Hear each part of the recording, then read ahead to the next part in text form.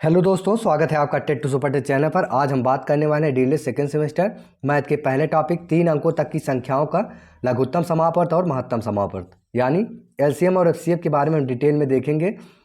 पिछले वीडियो में हमने सिलेबस के बारे में चर्चा किया था और उसमें देखे थे हम कौन कौन से टॉपिक इसमें आते हैं, जिसमें उसी के अनुसार पहला टॉपिक है एलसीएम और एफसीएफ। तो इसको हम देखेंगे। इसमें दो विधि है इसको निकालने की, एक अभाज्य गुणनखंड विधि है और दूसरा है भाग विधि। तो इन दोनों विधि को हम देखेंगे और साथ ही साथ काफ़ी क्वेश्चन को भी हम सॉल्व करेंगे, जिससे हमारा एक भी डाउट ना रह जाए। इसलिए आप वीडियो को पूरा देखिए और अगर आप चैनल पहली बार हैं तो चैनल को सब्सक्राइब जरूर कर लें। स्टार्ट करते हैं। यहाँ देखिए, सबसे पहले हम देखेंगे भाज्य और अभाज्य संख्याएं क्या होती हैं। भाज्य संख्याएं वे संख्याएं होती हैं जिनके दो से अधिक विभाजक होते हैं। भाज्य संख्याएं होती हैं जिनके दो से अधिक विभाजक होते हैं, यानी जैसे फॉर एग्जांपल 6 है। 6 को 1 से विभाजित कर सकते हैं और 6 से, यानी स्वयं से। तो भाज्य संख्याएं होती हैं जो 1 से विभाजित हो और स्वयं यानी वो संख्या से, जैसे 6 से विभाजित हो और किसी अन्य संख्या से विभाजित हो। इसके अलावा जैसे 6 जो है 2 से विभाजित होगा और 3 से विभाजित होगा, इसलिए 6 क्या हो गया, 6 एक भाज्य संख्या हो गया। तो भाज्य संख्या वे संख्या होती हैं जो 1 से भी विभाजित हो और स्वयं से विभाजित हो, उसके अलावा भी किसी अन्य संख्या से भी विभाजित हो, तो उसे क्या कहते हैं, भाज्य संख्या कहते हैं। अगला है अभाज्य संख्या किसे कहते हैं। अभाज्य संख्याएं वे संख्याएं होती हैं जिनके केवल जो है 2 विभाजक होते हैं, पहला 1 और दूसरा वह स्वयं संख्या, उसे क्या कहते हैं, अभाज्य संख्या कहते हैं। फॉर एग्जांपल जैसे 7 है, 7 1 से विभाजित होगा और स्वयं से विभाजित होगा, यानी 7 से। इसके अलावा जो है ये किसी अन्य संख्या से विभाजित नहीं होगा, इसलिए क्या हो गया, इसलिए ये अभाज्य संख्या हो गया। अब जो है देखते हैं एलसीएम क्या होता है। एलसीएम यानी लघुत्तम समापवर्त वह छोटी संख्या जो दी हुई सभी संख्याओं का पूरा पूरा भाग हो जाए, उस संख्या को दी गई संख्याओं का लघुत्तम समापवर्त कहते हैं। इसका मतलब क्या है, इसका मतलब ये है कि कोई संख्या जैसे 2 4 6 ये दिया गया है संख्या। अब इसका जो है एक ऐसा जो है छोटी से छोटी संख्या जो मान लीजिए है 12। अब इसमें जो है इन संख्याओं से आप भाग देंगे, ये पूरा पूरा विभाजित हो जाए, तो वो संख्या क्या कहलाती है, एलसीएम कहलाती है। अब देखिए यहाँ 2 से हम भाग देंगे, 2 6 12 और 4 से 4 तिहाई 12, 6 दूनी 12, यानी ये जो संख्या दी गई है इससे जो है वो संख्या जो हम निकालेंगे वो पूर्णतः जो है विभाजित हो जाए, तो वो उससे क्या कहेंगे, उसे लासा कहते हैं। अभी आगे एग्जाम्पल से हम देखेंगे, आप इतना समझ गए होंगे। देखिए एक एग्जाम्पल भी यहाँ दिया गया है, 4 6 और 8, इसका जो है लासा। अब देखिए आप 24 48 72 और 96 ये सारे हैं, आप 4 6 8 से इसमें भाग देंगे तो सारे जो है सभी संख्याओं से कट जाएंगे। लेकिन अगर आप जो है सबसे छोटी संख्या की बात करेंगे तो इसका क्या हो जाएगा, लासा 24, यानी 4 6 और 8 का जो है एलसीएम क्या होगा, वो हो जाएगा 24। अब देखेंगे हम जो है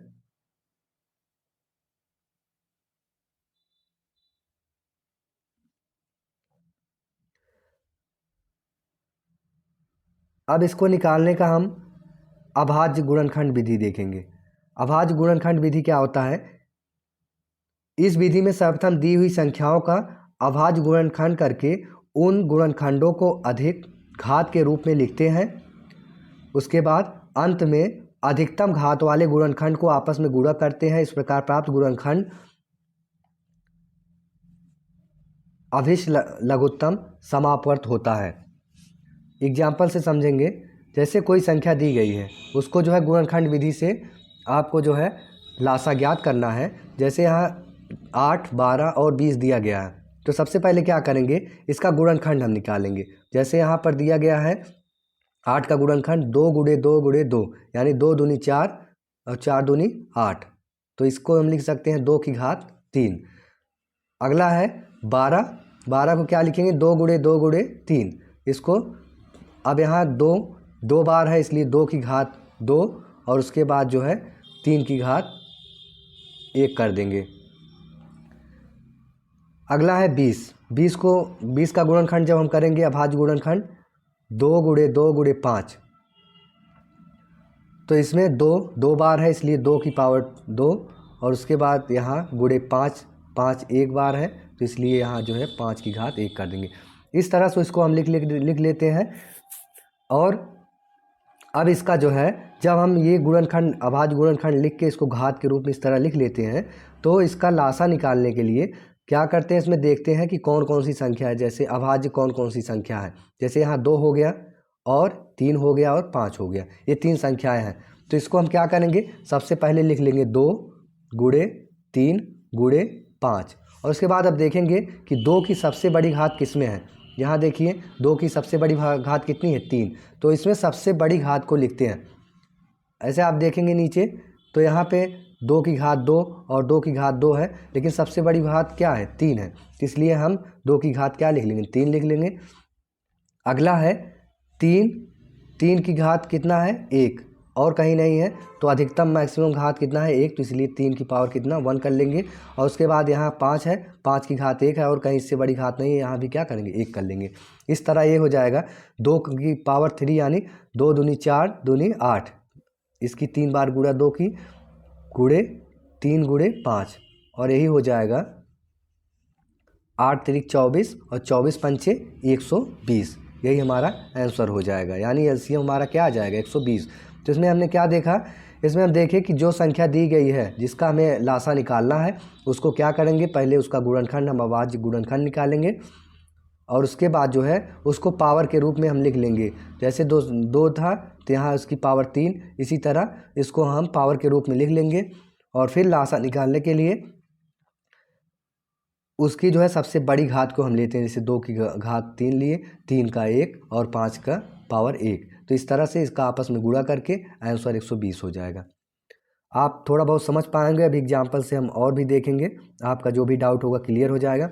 देखिए भाग विधि में क्या होता है, अभाज्य गुणनखंड विधि हम देख चुके हैं, अब डिवीजन मेथड में हम देखेंगे क्या होता है।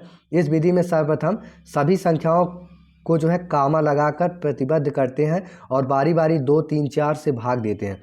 जब किसी संख्या में भाग ना जाए तो उसे क्या करते हैं, ज्यों का त्यों लिख देते हैं, अगले क्रम में उसके भाजक से भाग देते हैं। जब उसका भागफल 1 प्राप्त हो जाए तब सभी भाजकों का आपस में गुणा कर लेते हैं। इस प्रकार प्राप्त गुणनखंड ही क्या होता है, लघुत्तम समापवर्त होता है। अब एग्जाम्पल से इसको देखते हैं। देखिए 12, 15 और 18 दिया गया है, इसका हमें क्या निकालना है, इसका हमें जो है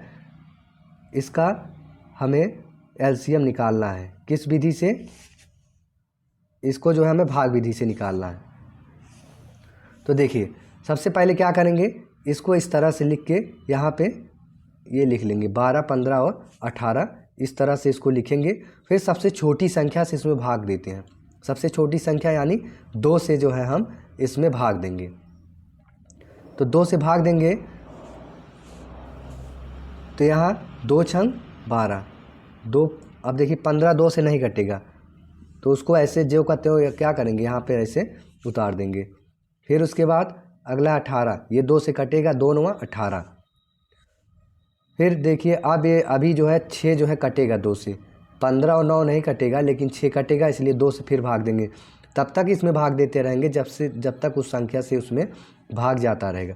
अब देखिए 2 तिहाई 6 हो गया और उधर 15 9 को ज्यों का त्यों ऐसे उतार लेंगे। अब देखिए ये 3 15 और 9 आ गया, जो इसमें जो है अब 2 से जो है इसमें भाग नहीं जाएगा, इसलिए अब 2 से बड़ी संख्या 3 से इसमें भाग देंगे। तो 3 1 कम 3, 3 5 15 और 3 3 का 9, यानी 1 5 3 आ गया, इसको कामा लगा के लिख लेंगे। फिर आगे देखिए 3 से जाएगा इसमें भाग, तो देखिए इसमें अभी 3 से फिर भाग जाएगा, इसलिए हम 3 से इसमें फिर भाग देंगे। तो 3 1 कम 3, ये तो 1 है, इसको ऐसे लिख देंगे। 5 देखिए नहीं कटेगा, 5 को ज्यों का त्यों लिख लेंगे और 3 1 कम 3 कर देंगे। अब देखिए ये दोनों 1 हो गया है, अब बचा है 5, तो 5 से इसमें भाग देंगे तो ये सब जो है क्या हो जाएगा 1 1 1 हो जाएगा। इस तरह से हमारा क्या आ गया, अब इसमें जो है लासा निकालने के लिए हम क्या करते हैं, जो इधर जो हम जिससे डिवाइड किए रहते हैं इसी का आपस में गुणा कर देते हैं। 2 गुणे 2 गुणे 3 गुणे 3 गुणे 5 और ये कितना हो गया, 180 हो गया। इस तरह से हमारा लासा क्या आ गया, 180 आ गया। तो हम दो विधि देखें, एक पहला विधि क्या था, पहला विधि हमारा था गुणनखंड विधि। तो गुणनखंड विधि में हमने देखा, उसको अभाज्य गुणनखंड विधि में क्या किए, उसको पावर के रूप में लिख लिए और उसके बाद सबसे बड़ी घात वाली संख्याओं का आपस में गुणा कर दिए। और दूसरा जो विधि था उसको भाग विधि, उसको हम इस तरह से बना के उसमें भाग देते गए, छोटी संख्या शुरू करके जब तक पूरा नीचे 1 1 नहीं हो जाता है तब तक हम इसको जो है भाग किए। अब देखिए आप समझ पाएंगे, थोड़ा वीडियो लंबी होगी लेकिन आपको जो है समझने के लिए इतना डिटेल बताना पड़ेगा, नहीं तो आप समझ नहीं पाएंगे। अब आगे देखते हैं।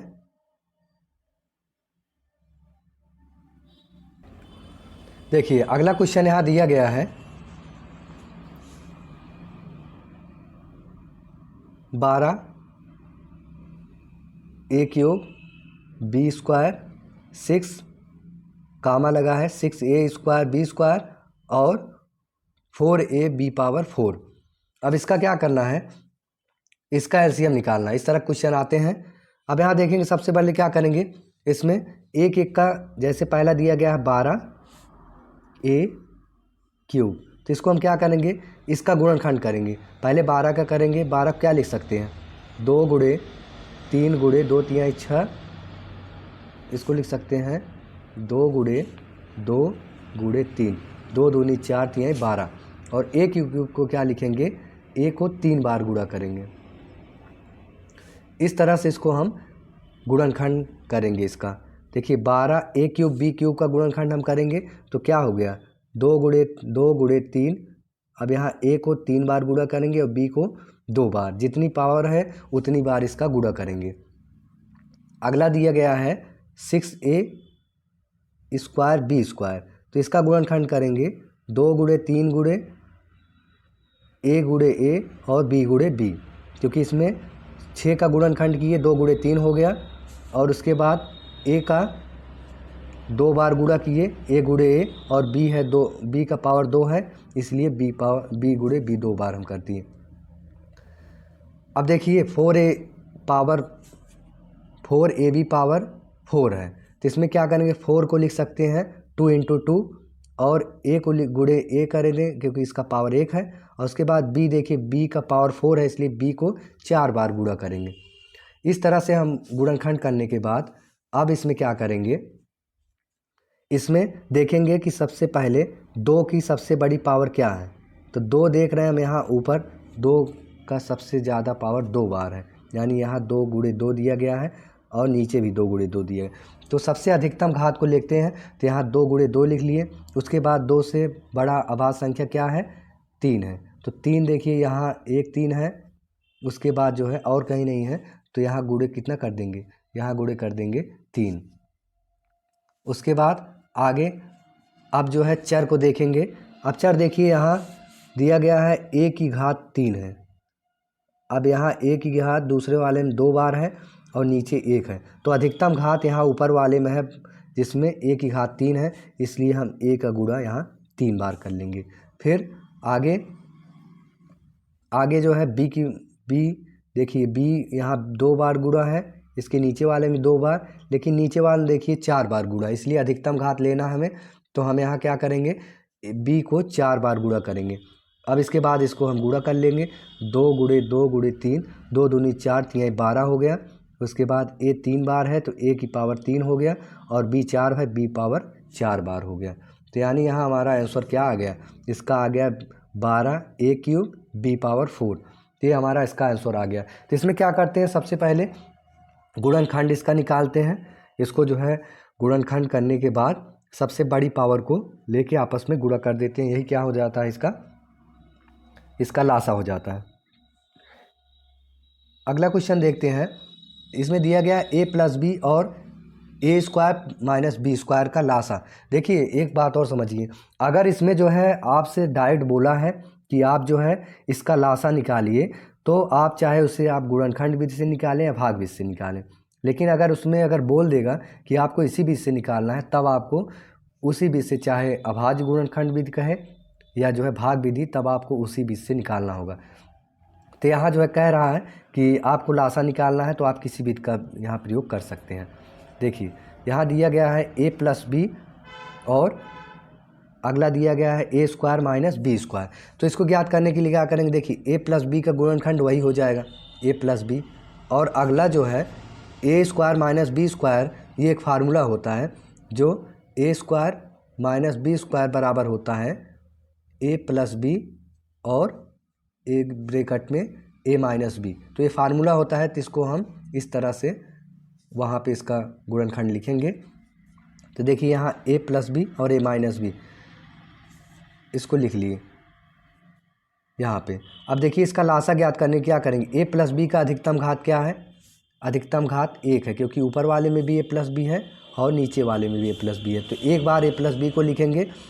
अब उसके बाद ए माइनस बी सिर्फ नीचे वाले में है तो उसको एक बार लिख लेंगे। तो यानी इस क्या आ गया, ए प्लस बी और ए माइनस बी, इसको हम क्या लिख सकते हैं, ए स्क्वायर माइनस बी स्क्वायर, यही इसका क्या हो गया, लासा हो गया।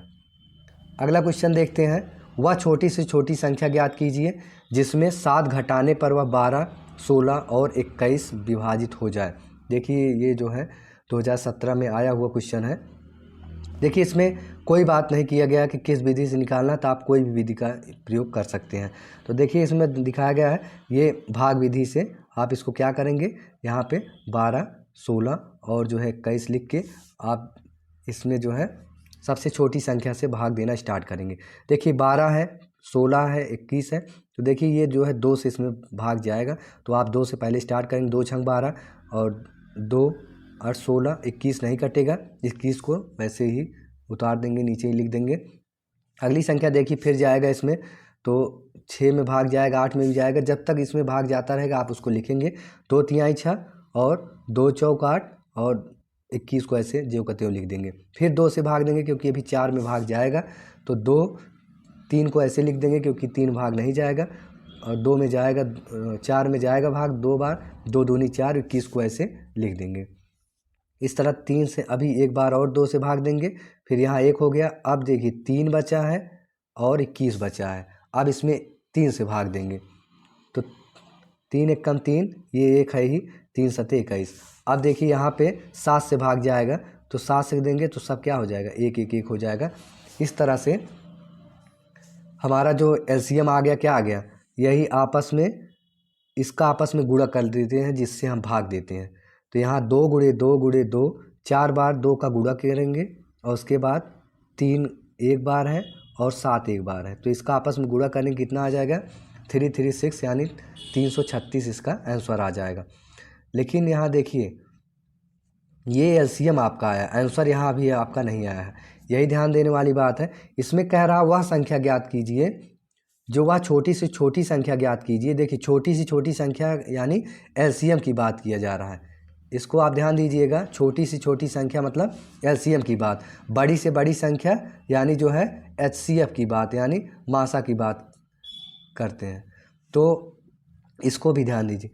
अब देखिए इसमें कह रहा है वह छोटी छोटी संख्या ज्ञात कीजिए जिसमें 7 घटाने पर वह 12, 16 और 21 से विभाजित हो जाए। देखिए अभी जो आंसर आया है 336, ये क्या है, इसमें आप 12, 16 और 21 से भाग देंगे, सीधा सीधा पूरा क्या होगा, विभाजित हो जाएगा। लेकिन इसमें कह रहा है कि जिसमें 7 घटाने के बाद वह जो है क्या हो जाए, 7 घटाने के बाद जो है वह विभाजित हो जाए पूर्णतः। तो उसमें आप क्या करेंगे, उसमें आप इसमें 7 ऐड कर देंगे। अब क्या हो जाएगा, ऐड करने के बाद ये हो गया 343। अब इस संख्या में आपको 7 घटाने के बाद जो है क्या मिलेगा, 336, जिसमें आप 12, 16 और 21 से भाग देंगे तो ये क्या होगा, पूर्णतः कट जाएगा। आप समझ पाएंगे कि ये क्वेश्चन क्या कह रहा है। तो इसमें आपको सीधा एलसीएम निकालना नहीं है, एलसीएम निकालने के बाद आप उसमें 7 को ऐड करेंगे, तब जाके ये आंसर आएगा। क्यों, क्योंकि उसमें कह रहा है कि 7 घटाने के बाद पूर्णतः विभाजित होना चाहिए। तो 7 कब घटाएंगे, जब उसका एलसीएम में आप 7 जोड़े रहेंगे, तो वही आपका आंसर होगा। उसमें जब 7 आप माइनस करेंगे तो पूर्णतः विभाजित हो जाएगा। अगला क्वेश्चन देखते हैं। यहाँ दिया गया 200, 250 और 300 का एलसीएम लासा भागफल विधि द्वारा। देखिए अब यहाँ मेंशन कर दिया है कि आपको किस विधि से इसको ज्ञात करना है। तो यहाँ 200, 250 और 300 का लासा ज्ञात करना है। तो इसके लिए क्या करेंगे आप, जब यहाँ भागफल विधि बोल दिया तो आप भागफल विधि इसको करेंगे। पहले 2 से डिवाइड करेंगे, फिर इसको करते जाएंगे, फिर 2 से 100 आ जाएगा, यहाँ 125, यहाँ 150, फिर 2 से डिवाइड करेंगे, यहाँ 50, 125 और यहाँ 75 आ जाएगा।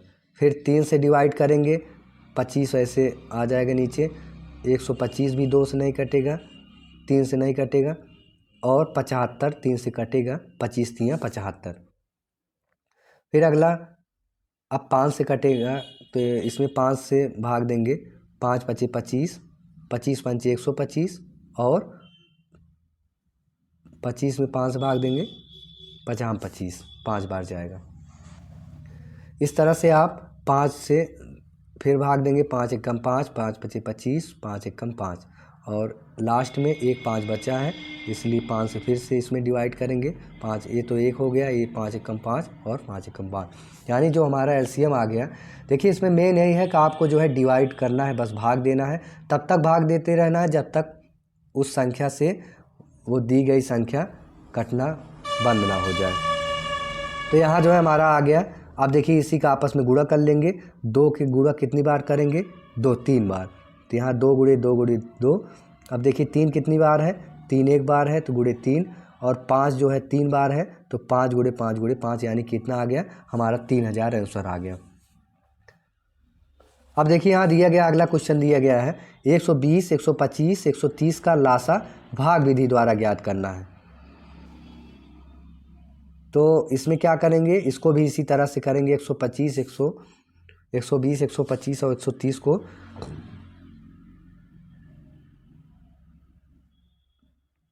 भाग विधि से इसी तरह से इसको भाग दे के हम करेंगे और लास्ट में कितना आ जाएगा, जो आएगा इधर जिससे हम भाग दिए रहेंगे उसका आपस में गुणा कर देंगे, वही क्या हो जाएगा, आंसर आ जाएगा।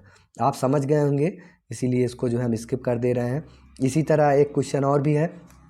देखिए यहाँ 125, 150, 175 का लासा भाग विधि से।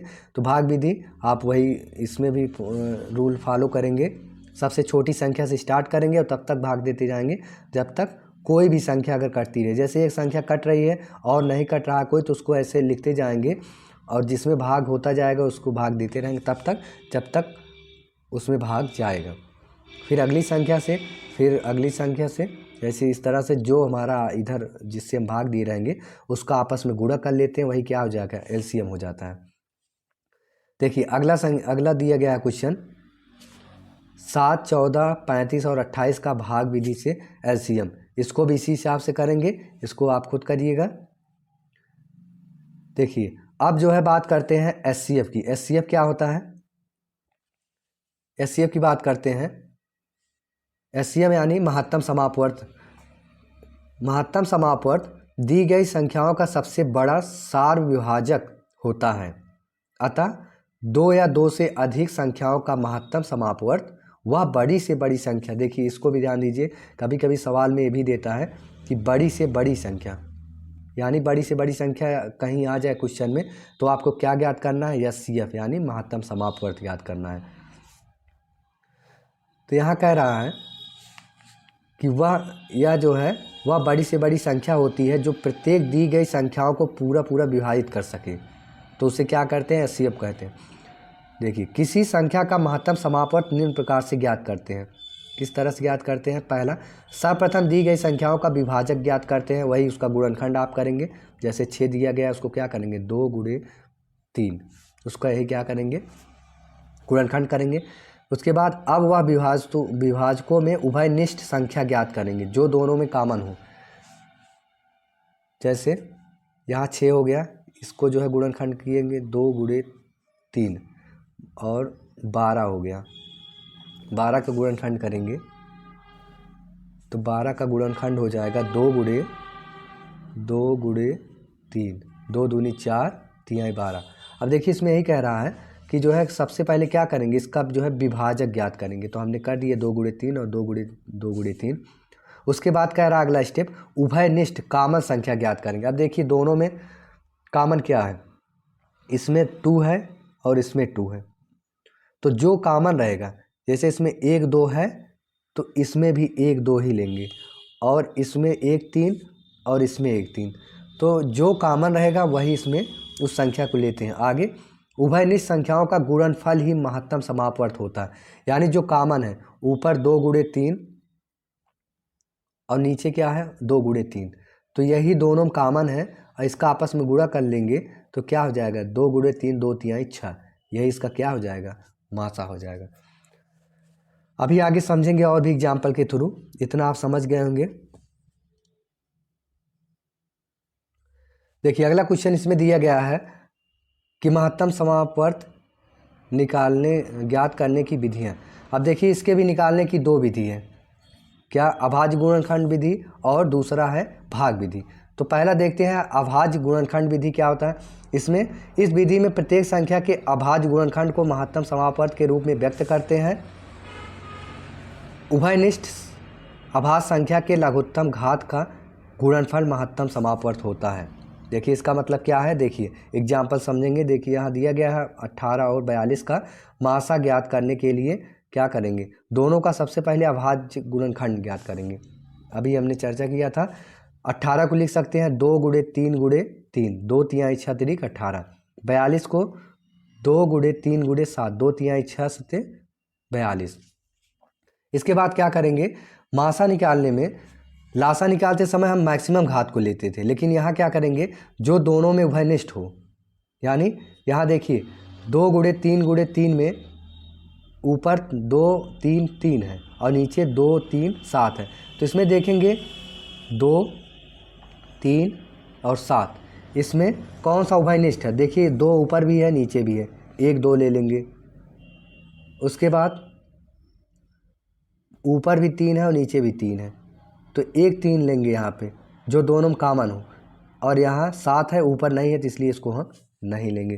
तो इसलिए यहाँ इसका जो मासा हो गया क्या हो गया, जो उभयनिष्ठ है, यानी 2 और 3 है दोनों उभयनिष्ठ, तो गुणे 3 2 तिहाई 6, तो 6 क्या आ गया 18 और 12 का SCF आ गया, यानी मासा आ गया। तो इसमें यही गुणनखंड निकालते हैं और जो दोनों में कॉमन हो वही उसका आपस में गुणा करके आंसर निकाल लेते हैं। अब देखिए अगली विधि है भाग विधि।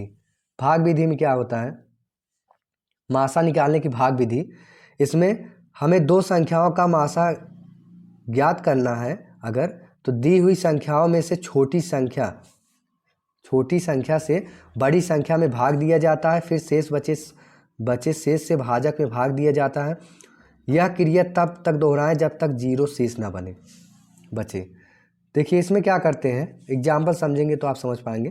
देखिए जैसे दिया गया 72 और 126 का मासा ज्ञात करना है, तो इसमें छोटी संख्या क्या दिया गया है 72 और बड़ी संख्या है 126, तो छोटी संख्या से बड़ी संख्या में भाग देते हैं। देखिए यहाँ 72 से इसमें भाजक इसको बोलते हैं, जो जिससे भाग दिया जाता है उसको भाजक बोलते हैं। 72 से इसमें भाग देंगे 126 में, एक बार जाएगा तो कितना आ जाएगा 54 आ जाएगा, 54 आ गया। अब 54 में उसके बाद अब यहाँ कितना बचा, यहाँ 126 में जब आप 72 माइनस करेंगे तो 54 आ जाएगा। अब 54 बचा है, 72 से इसमें भाग नहीं जाएगा, तो इसमें क्या करते हैं फिर अब 54 से जो इसमें शेष बचता है, 54 शेष बचा है, अब इससे जो है इसके भाजक में भाग देते हैं 72। अब 54 का पहाड़ा एक बार में जाएगा तो 54 आ गया, 18 शेष बचा। अब 18 का जो है 18 से इसमें फिर जो अगला जो उसके ऊपर वाला भाजक है, अब इसके ऊपर वाला भाजक क्या है 54। अब 54 में जो है इस संख्या से जो शेष आया है घटाने के बाद इससे इसमें भाग देंगे। इस तरह से ये काम हम करते रहते हैं जब तक जो है 0 ना आ जाए। देखिए क्या किए, पहले 72 से हम जो है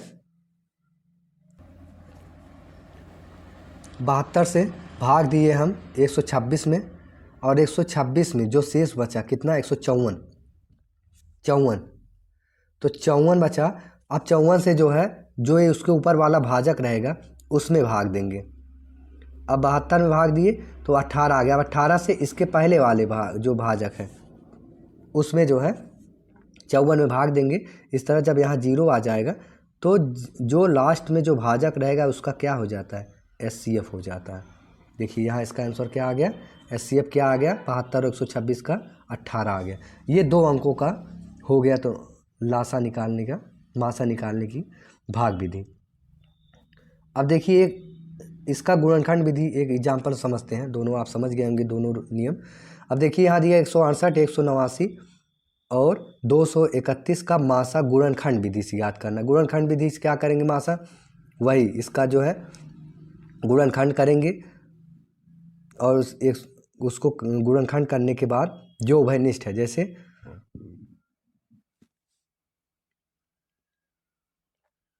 जैसे यहाँ दिया गया है 2 की, देखिए ऊपर 3 बार 2 का गुणा है, लेकिन नीचे वाले दोनों में इसके गुणनखंड में एक भी बार 2 नहीं है, इसलिए जो है हम इसमें 2 को नहीं लेंगे। क्यों? क्योंकि उभयनिष्ठ होना चाहिए, जो तीनों में उभयनिष्ठ हो वही संख्या का आपस में हम गुणा करते हैं।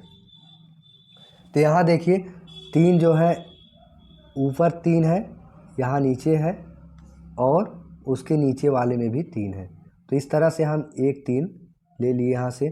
और देखिए ऊपर यहाँ 7 है, यहाँ भी 7 है और यहाँ भी 7 है, तो एक 7 यहाँ ले लिए, तो 7 3 21 हो गया। तो इसका HCF क्या आ गया, इसका HCF आ गया यानी मासा आ गया 21। इसी तरह से 144, 240, 196 का मासा गुणनखंड विधि से, फिर उसको क्या करेंगे, इसी तरह से इसका गुणनखंड करेंगे और जो इसमें कॉमन हो वही संख्या का आपस में गुणा कर देंगे। देखिए अगला क्वेश्चन इसमें देखते हैं, ABC, A square B square C square तथा A cube B cube C cube, इसका क्या ज्ञात करना है, मासा ज्ञात करना है। इसमें क्या करेंगे, वही विधि, इसका अलग अलग गुणनखंड निकालेंगे। ABC का क्या करेंगे, A गुणे B गुणे C लिख लेंगे इसको। उसके बाद A square B square C square क्या करेंगे, A गुणे A, 2 बार इसका गुणा है, 2 घात है 2 बार गुणा, B गुणे B गुणे C, और यहाँ A cube B cube C cube है, तो A गुणे A 3 बार, B का गुणा 3 बार और C का गुणा 3 बार। उसके बाद इसमें देखेंगे कामन क्या है, तो देखिए तीनों में A कामन है, एक बार A का गुणा करेंगे। फिर उसके बाद जो है B, एक B ऊपर है। अब देखिए सबसे कम घात लेना है, तो यहाँ देख रहे हैं ABC में सब एक बार है और यहाँ नीचे 2 बार है या 3 बार है, तो मिला जुला के आप जो है क्या करेंगे, सब में एक कामन आपको लेना है HCF के लिए। तो ABC यही आपका क्या हो जाएगा, यही आपका यहाँ पे मासा हो जाएगा, यानी मिनिमम घात आपको लेना है गुणनखंड करने के बाद। इसी तरह से एक क्वेश्चन ये भी देखिए आप, वह बड़ी से बड़ी संख्या, देखिए अगर क्वेश्चन में बड़ी से बड़ी संख्या बोल दिया यानी उसका आपको क्या निकालना है, HCF। इसको आप ध्यान दीजिए क्योंकि आपको इस तरह के क्वेश्चन आगे जो है टेट में भी मिलेंगे और सुपर टेट में भी इस तरह के क्वेश्चन आपको मिलेंगे, तो इसलिए आप इसको ध्यान दीजिए। वहाँ लैंग्वेज इसी तरह का देता है, वहाँ आपको HCF और LCM वहाँ नहीं दिया रहेगा, वहाँ छोटी से छोटी संख्या लिखा रहेगा और बड़ी से बड़ी संख्या। तो बड़ी से बड़ी संख्या यानी HCF। तो HCF निकालने के लिए यहाँ क्या करेंगे, इसका गुणनखंड करेंगे और गुणनखंड करने के बाद यहाँ देख रहे हैं हम जो इसमें कामन है, क्या दोनों में कामन है और 3 जो है दोनों में कामन है, 3 जो है दोनों, देखिए यहाँ 2 बार 3 है और यहाँ भी 2 बार 3 है, यहाँ भी। तो मिनिमम घात लेते हैं, तो यहाँ 2 बार 3 का गुणा करेंगे, यानी 2 गुणे 3 आ गया, 2 3 6 3 18, इसका मासा क्या आ गया, 18 आ गया। इस तरह से एक क्वेश्चन आप भी करिएगा, 168, 189, 231 का मासा आप भाग विधि से निकालिएगा, क्योंकि वीडियो काफ़ी लंबी हो जाएगी। तो आप जो है अभी इसका प्रैक्टिस बाद में कराएंगे, आपको थ्योरी समझ में आ गई कि क्या, कि इसमें आपको अगर HCF निकालना है, थोड़ा सा रिकॉल कर लेते हैं। देखिए LCM निकालना है या HCF निकालना है, तो दोनों की जो है हमें 2 विधि है, एक जो है गुणनखंड विधि हो गया और उसके बाद जो है दूसरा आपका हो गया भाग विधि। तो ये 2 विधि है दोनों के निकालने का, और जिसको हमने डिटेल पूर्वक देखा है। तो आप वीडियो को 1-2 बार देखिए, ये आपके लिए काफ़ी बेनिफिट भी है। और फिर मिलेंगे अगले वीडियो में अगले टॉपिक के साथ। Thank you.